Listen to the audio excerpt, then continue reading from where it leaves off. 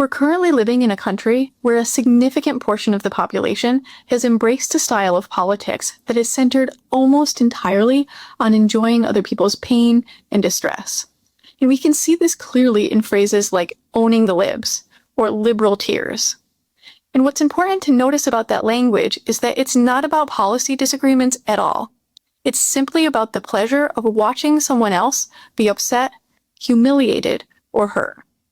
And psychologists have studied this sort of behavior for a long time, and there's even a word for it. It's called schadenfreude, which literally translates to harm joy.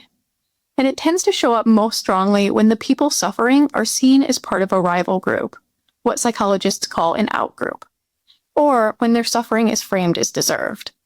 Under those conditions, someone else's misfortune can start to feel emotionally rewarding.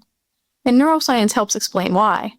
When people see someone from an outgroup experience loss or distress, the brain can respond less with empathy and more with reward.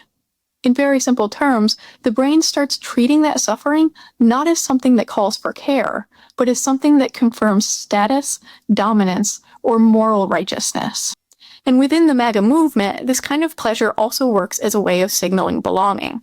Enjoying the other side's pain becomes a way of showing loyalty and identity. And the more visible that pain, the stronger that signal is. But for people outside the MAGA movement, living alongside people who have embraced that sort of dynamic is incredibly unsettling. And this is why advice to just ignore it misses the point. The distress isn't coming from one cruel comment or taunt. It's coming from recognizing that we now live in a society where cruelty and the enjoyment of cruelty is consistently embraced, rewarded, and amplified. We're living in a political culture where empathy no longer functions as a shared expectation.